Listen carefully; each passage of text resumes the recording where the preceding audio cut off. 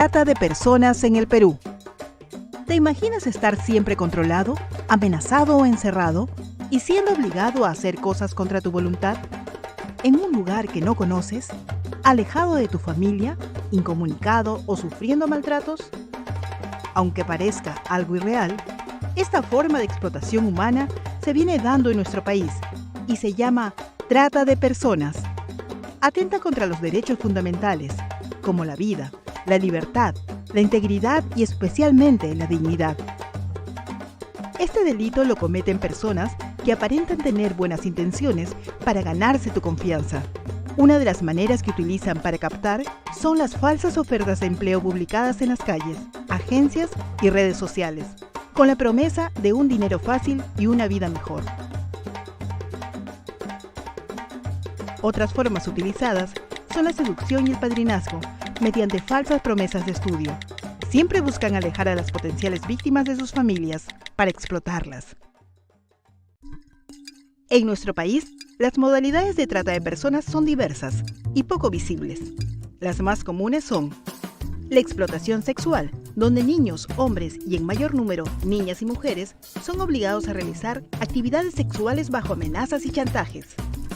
La explotación laboral, donde la persona es obligada a realizar actividades o trabajos contra su voluntad, en condiciones precarias e inhumanas.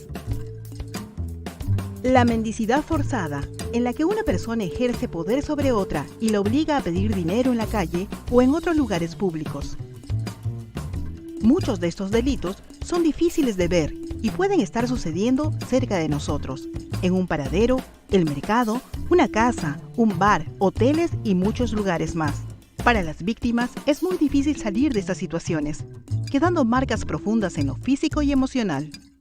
En los últimos 5 años, el Perú registra un promedio de 1.000 denuncias al año por el delito de trata de personas, siendo las regiones de Lima, Puno, Loreto, Madre de Dios, Cusco y Callao las que tienen más casos.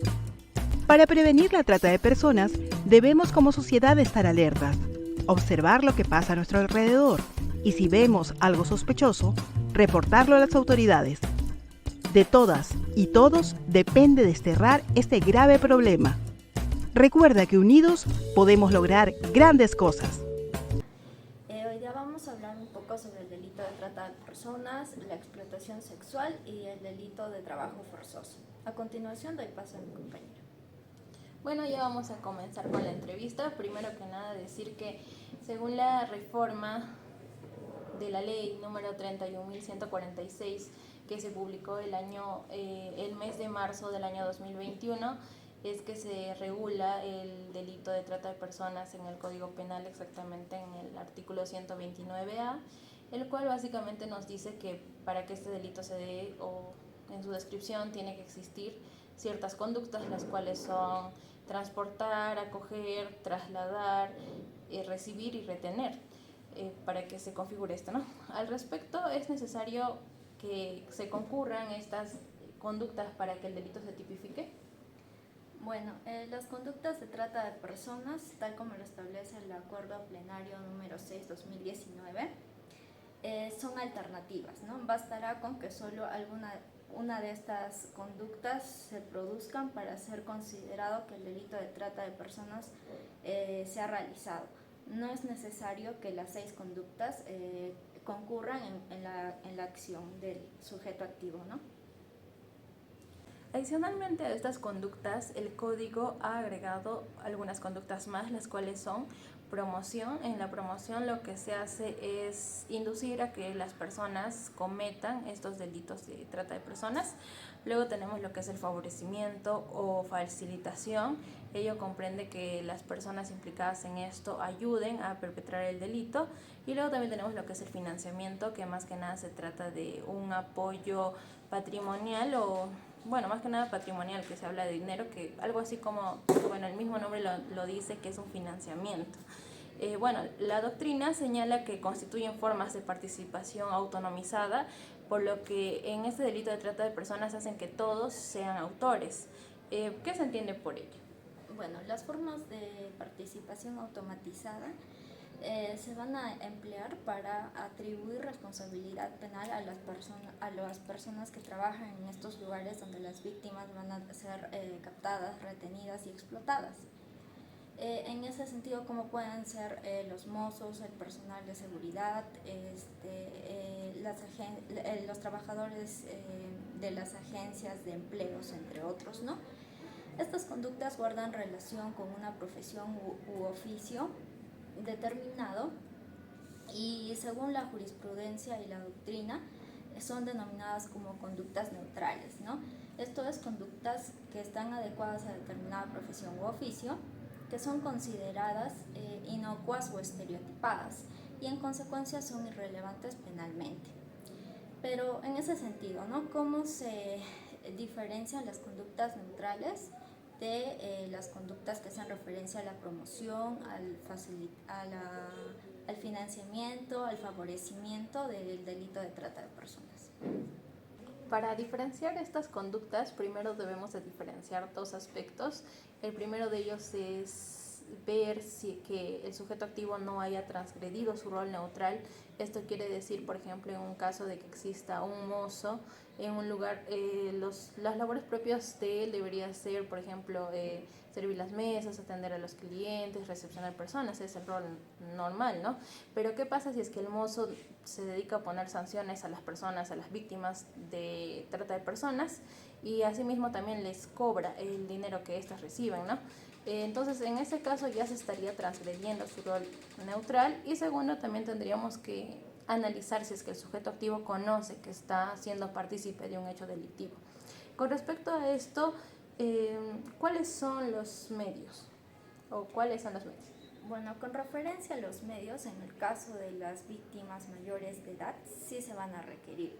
Son de necesaria presencia, como pueden ser el abuso en situación de poder, la amenaza, el engaño, la violencia, el abuso de una situación de vulnerabilidad o incluso la concesión de pagos o de cualquier otro beneficio, ¿no?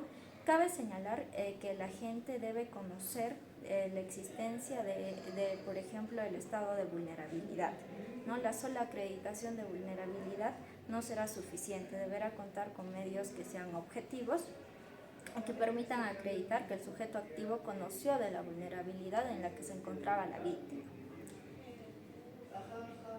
Bueno, en eso también es preciso tomar en cuenta la intensidad ya sea de la amenaza, del fraude o de la violencia que se haya empleado contra la víctima en situación de vulnerabilidad.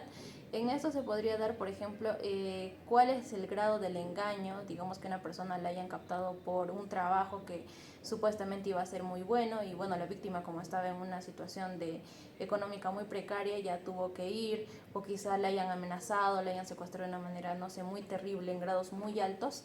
En estos casos entonces lo que se verifica es eso y eso también se sanciona. En el caso de víctimas que son menores de edad, ¿cómo se trata este tipo de delito?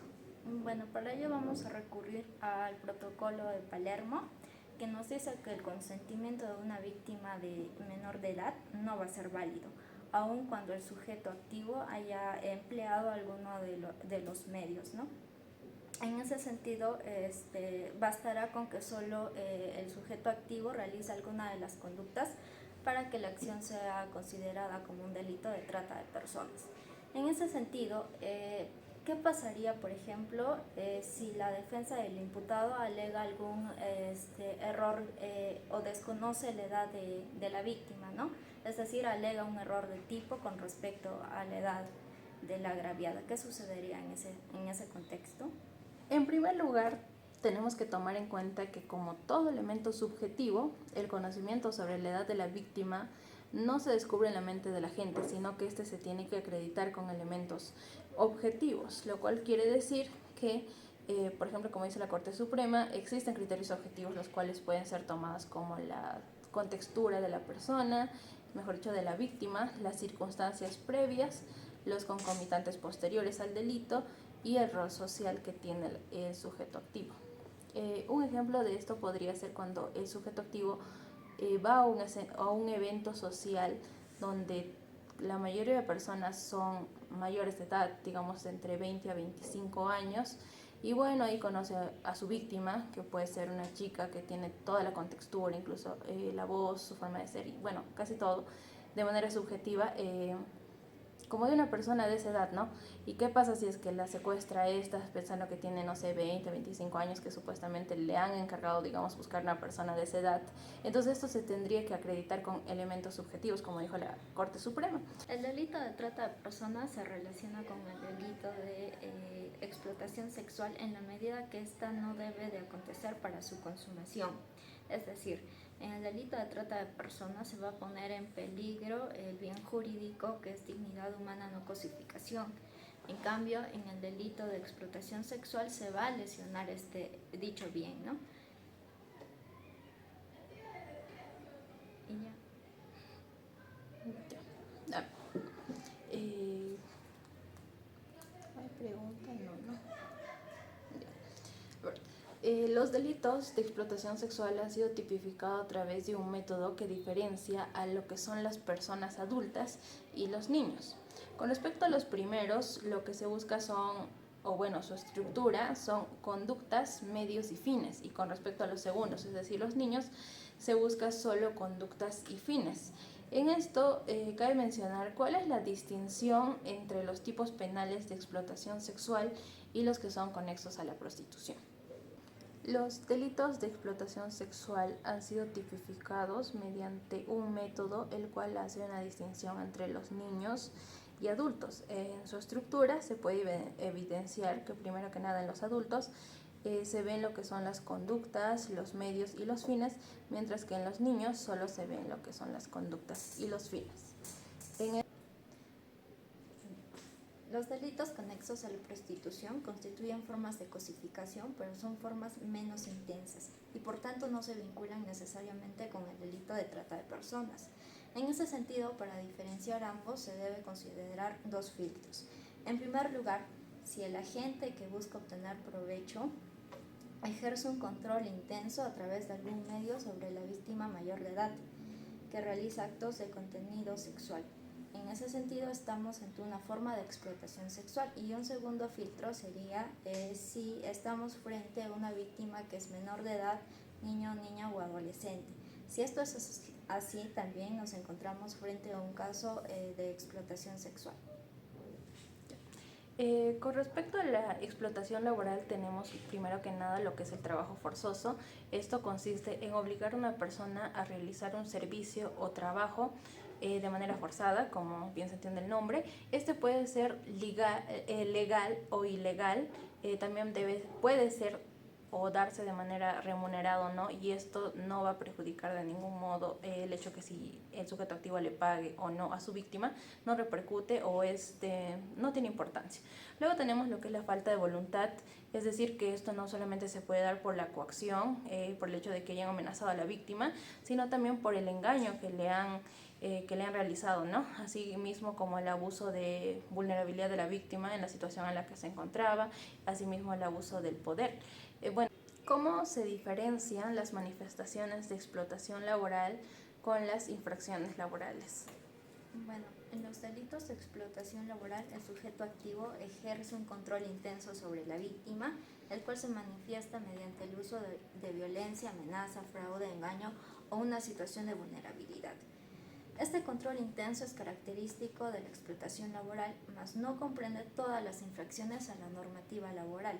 Debe reiterarse que no cualquier trabajo que viole los derechos laborales fundamentales de un trabajador en situación de vulnerabilidad constituye como trabajo forzoso. Es importante evidenciar el abuso de aprovechamiento del sujeto activo de esa situación vulnerable o de necesidad. Asimismo, no es trabajo forzoso el empleo bajo condiciones laborales injustas o perjudiciales, en tanto no medie la imposición, es decir, la ausencia de consentimiento o no exista la imposibilidad de poder dejar dicho trabajo. En el caso de los niños, niñas y adolescentes menores de 18 años, el consentimiento no importa, y más aún cuando estos se someten a las peores formas de trabajo forzoso, explotación laboral, infantil y todo ello.